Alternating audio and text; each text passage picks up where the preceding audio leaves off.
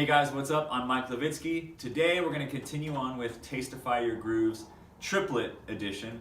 Eventually I'll get to a 16th note edition. And so this is triplets and 32nd note triplets. And all these Tastify Your Grooves, if you go back and watch the videos, they're just short, simple triplet stickings that you can build up into groove ideas or into fill ideas or use in your solos.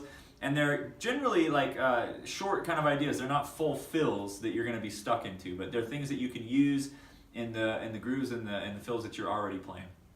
So today I'm going to take right, left, left, super simple sticking. I'm going to show you kind of how you can expand on that and do lots of different things on your drum set. If you find this video helpful at all, be sure to hit the like button down below and the subscribe button, and don't forget to hit the notification bell so that YouTube will let you know next time I have a video coming out. I'm trying to release a video about once a week.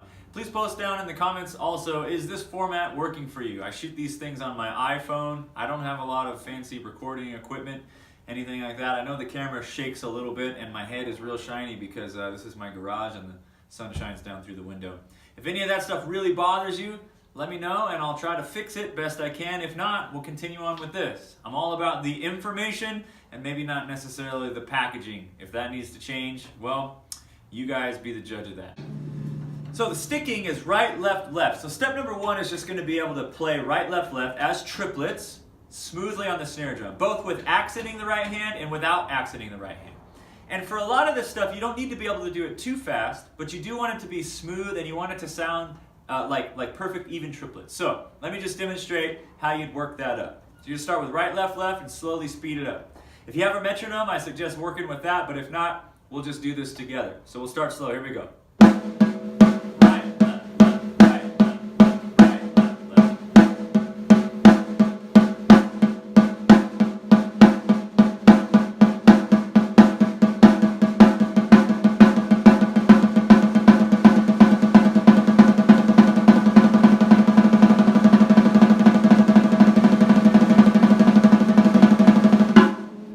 Accented or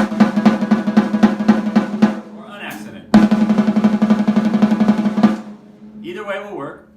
And initially when I was going to teach this video, that was going to be the kind of the whole lesson. But then I worked out that groove that you heard at the beginning. So let's get through this section first and then we'll look at that tom groove that I played in the intro. The first way that we're going to apply this is in a rock context. So we're going to play a rock beat. It's just simple rock beat. It doesn't matter what you're playing. It could be a funk groove or something like that. You're going to play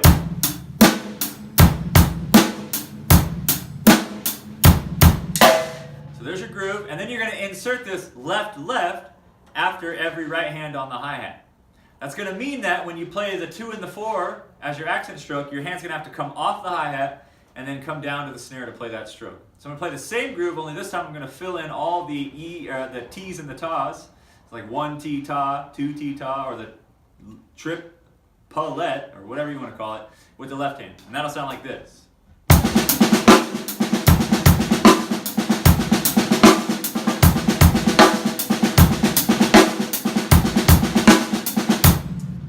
Now to get this to sound right, you want to make sure that you're playing your left hand strokes as ghost strokes, or ghost notes.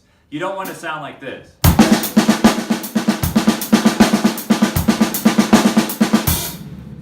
Probably made a weird face just then. I don't know what I was thinking about. But you want it to be soft like this. So the volume of the hi-hat and the volume of the snare drum should match.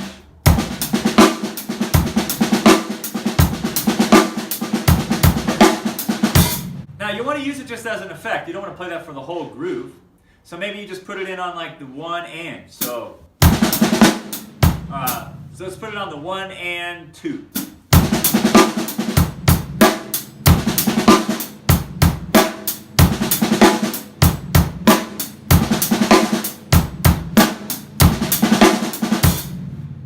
So you can experiment with adding that into your grooves. You can also move your left hand up to the hi-hat and do the same thing on the hi-hat and get this kind of sound.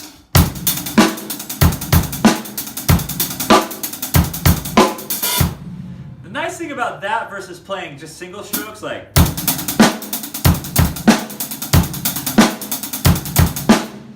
is you're not going to get as tired because you're using a double stroke on the left hand, so you can play it faster.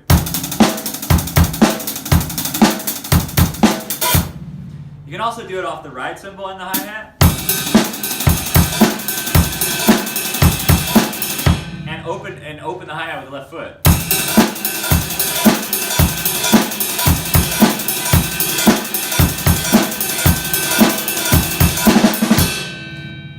So those are some things that you can do there. Now, Denis Chambers did this thing, only he did it on the bass drum. So he'd be playing.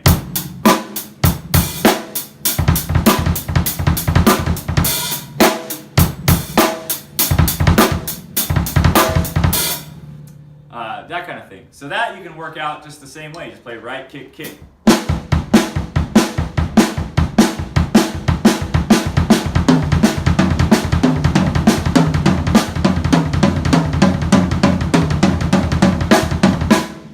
And then add it in on your beat.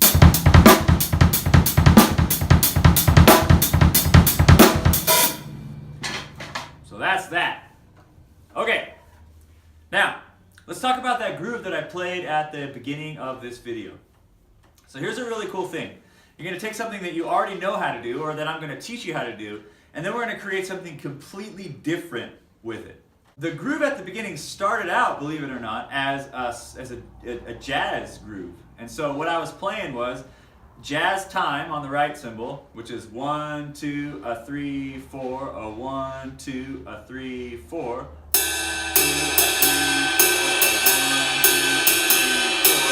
And then I have hi-hat on 2 and 4. 1, 2, 3,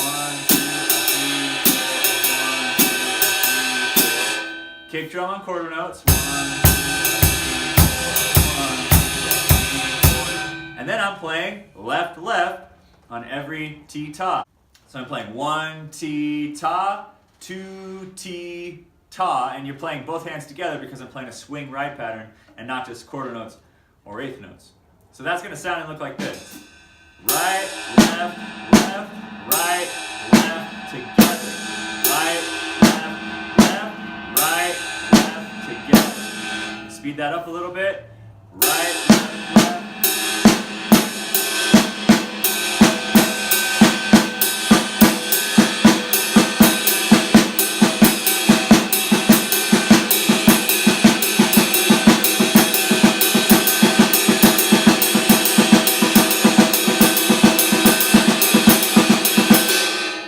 Traditional grip, but you could also do a match grip. Whenever I play jazz or swing, I have a tendency to switch to traditional grip. I don't know why, I just do. So let's add the kick and the hi-hat, and then that's going to sound like this.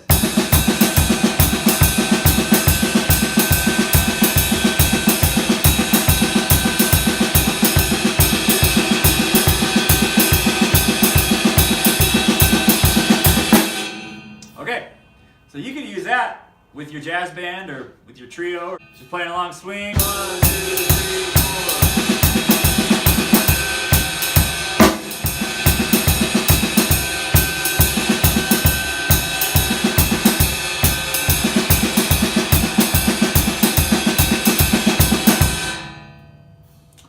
Now let's turn something that was once jazz into kind of a triplet-y rock sounding groove. So what did I do?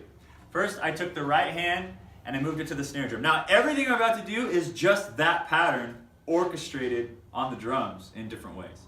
All right, with some accents here and there. So I started out playing that pattern on the snare drum. Also, we're kind of working on building this groove up, right? We're working on starting soft and then kind of building it up and then orchestrating it, making it more complex. We're creating music on the drum set. So let's try that out. Here we go. So we're going to start same thing, playing the exact same pattern. 1, 2, a 3, 4 on the right hand, and left, left, left, left, left, left, left, left, T-ta, T-ta, T-ta on the left hand. Started with the hi-hat on 2 and 4, and then that pattern on the snare.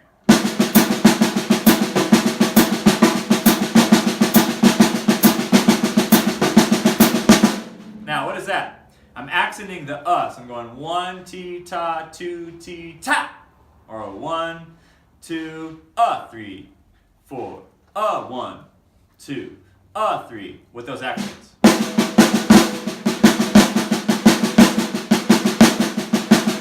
Okay, so that's what's going on there. With the hi-hat.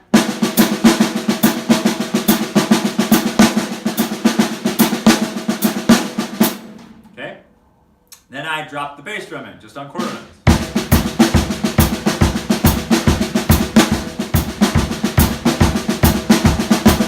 Then I think I did a fill or something. Then I move the right hand to the floor tom.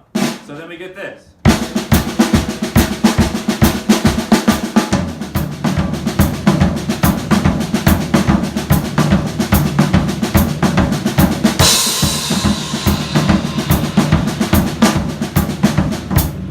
Okay, so I'm still kind of throwing in accents on the left hand on the snare. Crash the cymbal on one instead of the floor tom. Okay, then the next level up was I moved the left hand to the small tom. It's doing the exact same thing, I just put it up on the small tom. That's going to sound like this.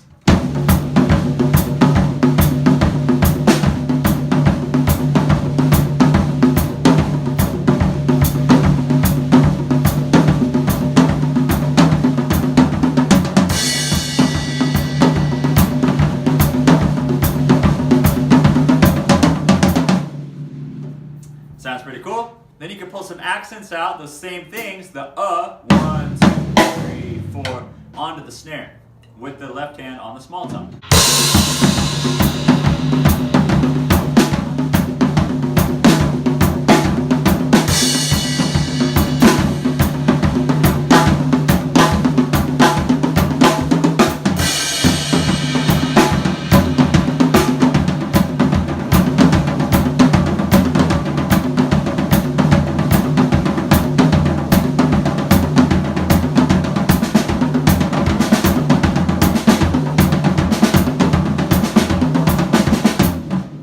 Okay, there I'm just moving my left hand around small tom, floor tom, snare, kind of.